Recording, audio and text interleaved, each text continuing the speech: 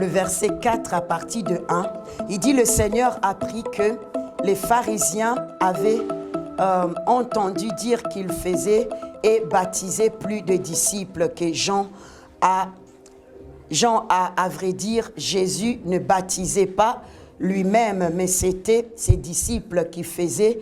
Alors il quitta la Judée et retourna en Galilée. Comme il devait traverser la Samarie, il arriva dans une ville de Samarie appelée Sichar, près du champ que Jacob avait donné à son fils Joseph. Là se trouvait le puits de Jacob. Jésus, fatigué du voyage, était assis au bord du puits. C'était environ midi. Et voici qu'une femme de Samarie vint puiser de l'eau. Jésus lui dit, « Donne-moi à boire. » En effet, ses disciples étaient allés à la ville pour acheter de quoi manger.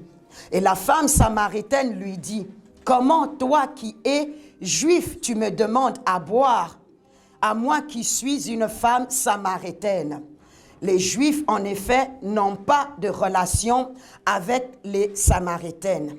Jésus lui répondit, « Si tu savais quel est le cadeau de Dieu et qui est celui qui te dit, donne-moi à boire, tu lui aurais toi-même demandé à boire et il t'aurait donné de l'eau vive. » La femme lui dit, « Seigneur, lui dit la femme, tu n'as rien pour puiser et le puits est profond. D'où aurais-tu donc cette eau vive? Es-tu toi plus grand que notre ancêtre Jacob qui nous a donné ce puits et qui a bu de son eau, lui-même, ses fils et ses troupeaux? » Jésus lui répondit, « Toute personne qui boit de cette eau-ci aura encore soif. En revanche, celui qui boira de l'eau que je lui donnerai n'aura plus jamais soif. » Et il dit, de l'eau que je lui donnerai n'aura plus jamais soif, et l'eau que je lui donnerai deviendra en lui une source d'eau qui jaillira jusqu'à dans la vie éternelle. La femme lui dit, « Seigneur, donne-moi cette eau afin que je n'ai plus soif et que je n'ai plus à venir puiser ici. Va, appelle ton mari, lui dit Jésus, et reviens ici. » La femme répondit, « Je n'ai pas de mari. » Jésus lui dit, « Tu as bien fait de dire, je n'ai pas de mari, car tu as eu 5 maris, et l'homme que tu as maintenant n'est pas ton mari. En cela, tu as dit vrai. » Seigneur lui dit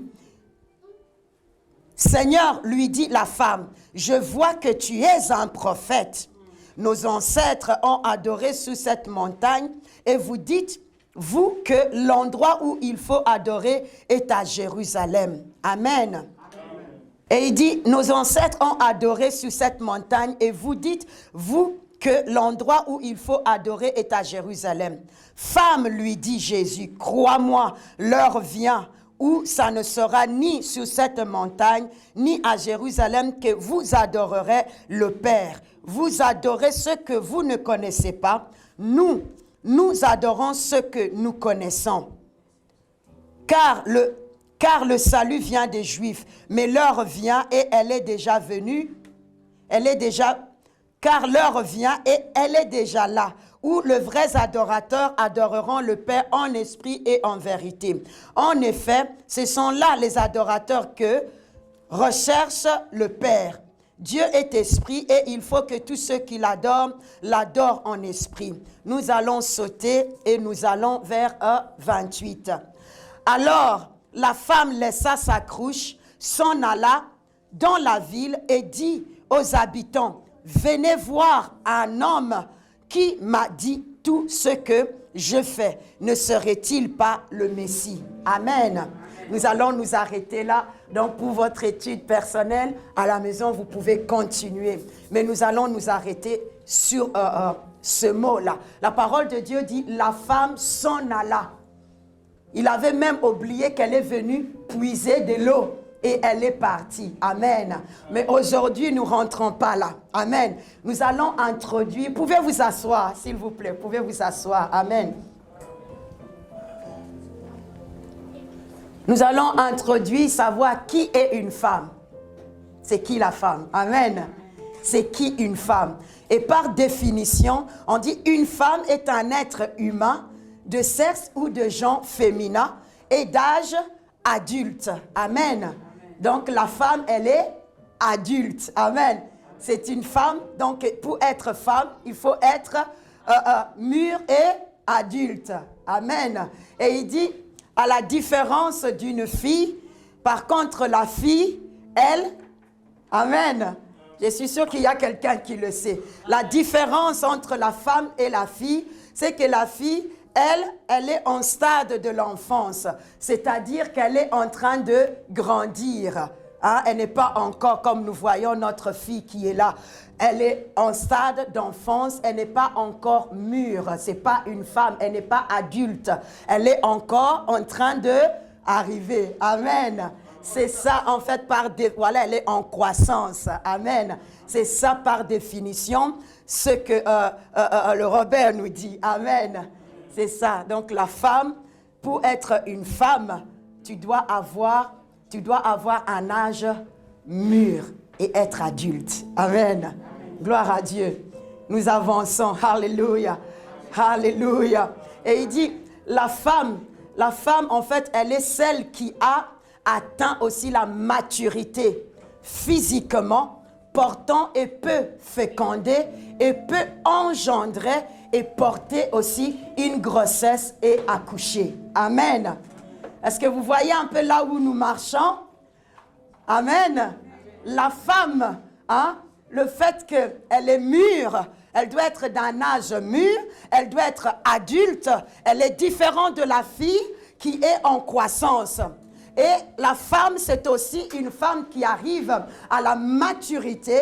Et lorsqu'elle arrive à la maturité, c'est-à-dire que son physique lui montre qu'elle est mature. Amen. Le physique montre qu'elle a atteint l'âge de maturation physiquement et qu'elle peut porter. Amen. Elle peut porter. Celle qui est en croissance, là, elle ne peut pas encore porter. Amen. Elle est encore en gestation en train d'y parvenir. C'est la femme qui peut porter. C'est la femme qui est préparée pour pouvoir engendrer. Amen. Et même porter une grossesse et accoucher. Amen. Ça, c'est la femme mûre, adulte. Amen.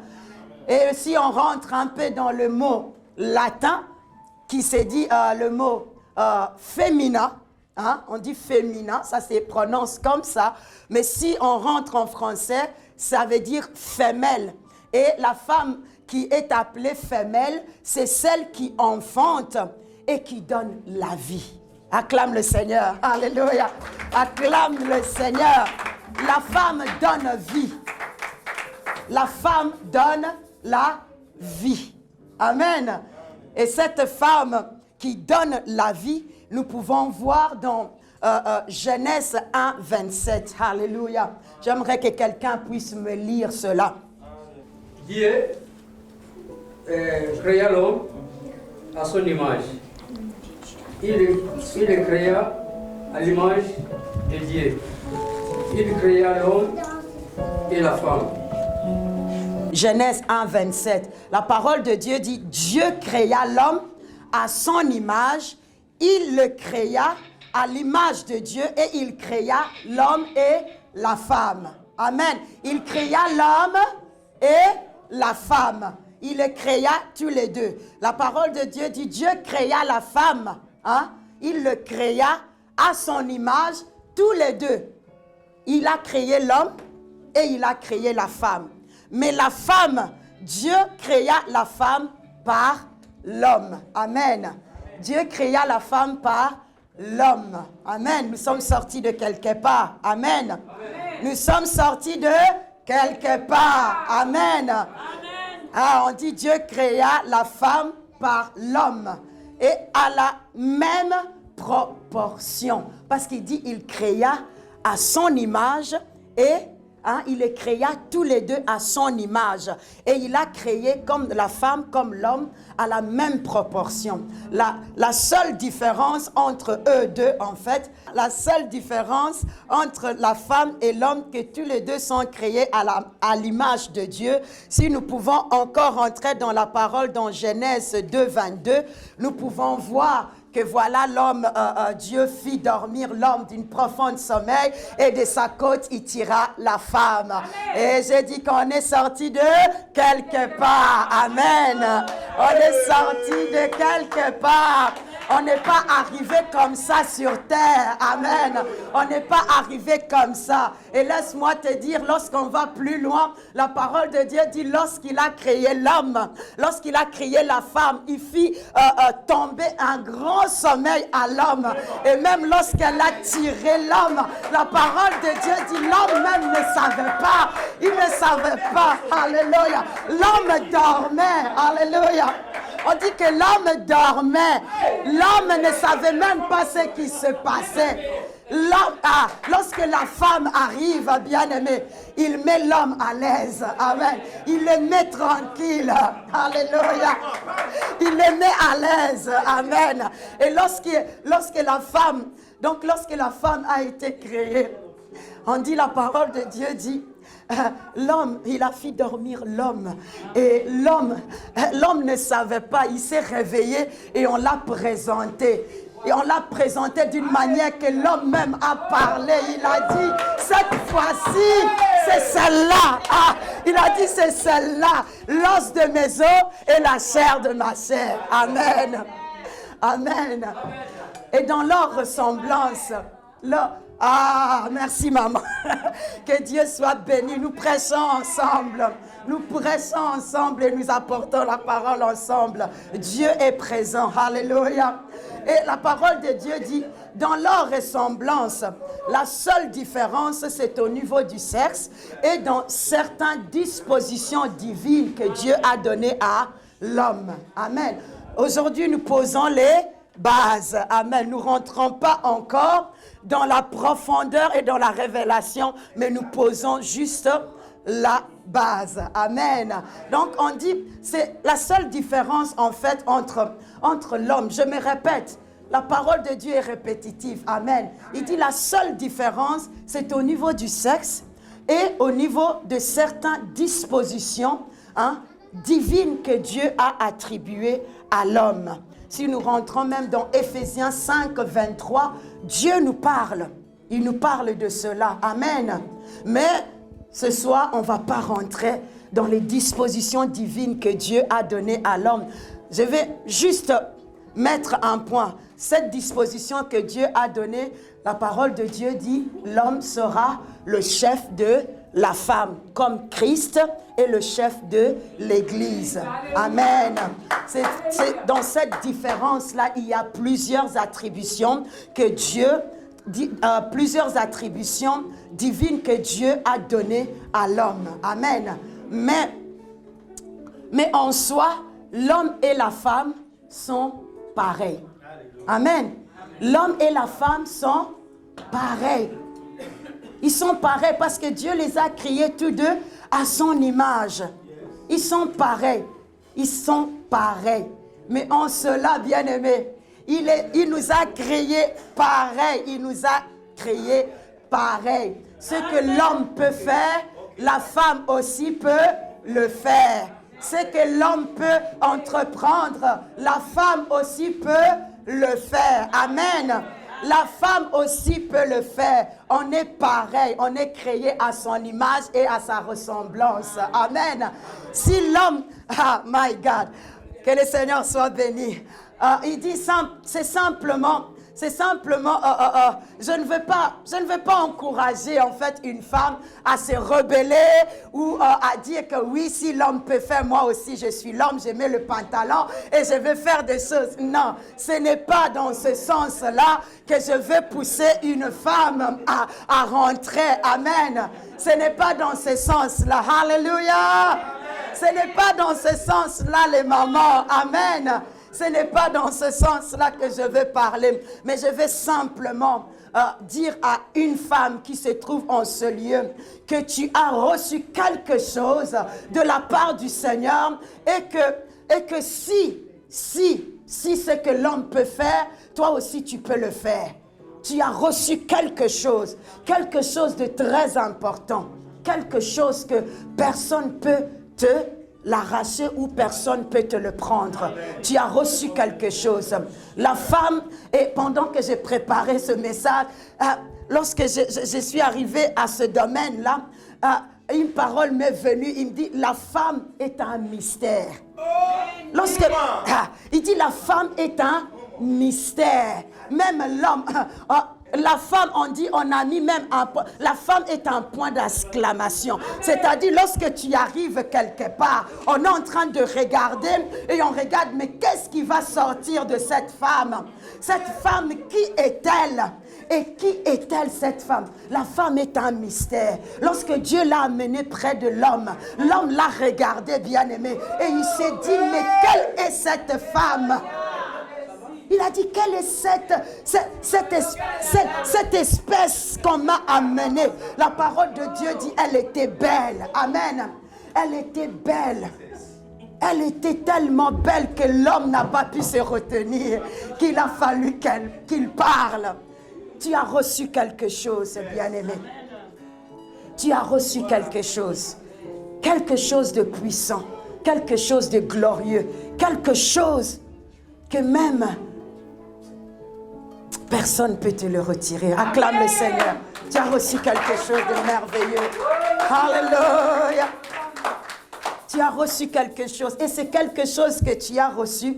C'est dans un domaine. Il t'a donné en fait la domination. Il t'a donné de pouvoir dominer. Il t'a donné vraiment de pouvoir marcher.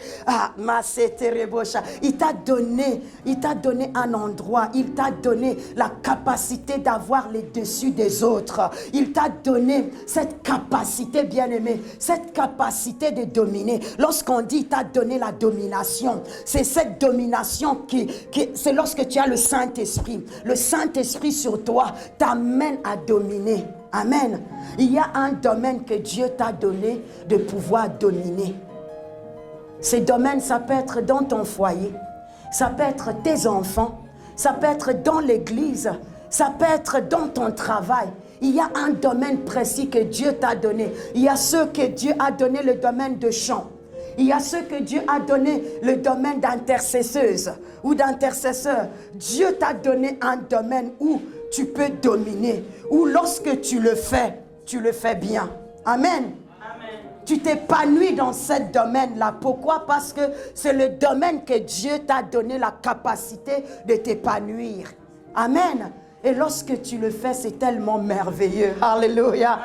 Alléluia. Ah, si tu peux dire, Dieu m'a donné un domaine pour le cultiver et garder. Il y a un domaine que Dieu t'a introduit, femme. Il y a un domaine que Dieu t'a donné de pouvoir prospérer. Il y a un domaine que Dieu t'a donné de pouvoir t'épanouir. Il y a un endroit que Dieu t'a donné d'avoir la paix, la sécurité. Il y a un endroit. Ce n'est pas simplement dans le mariage. Amen. Parce qu'il y a ceux qui peuvent rentrer dans le mariage et que forcément ce n'est pas dans ce domaine-là de pouvoir chercher à dominer son mari. Amen. Il y a un domaine, plusieurs domaines que le Seigneur nous a donné de pouvoir cultiver en tant que femme. Il te donne cette capacité-là. Amen. Il te le donne, il te l'offre pour que tu sois au-dessus. Tu as quelque chose. Tu as quelque chose. Alléluia. Alléluia.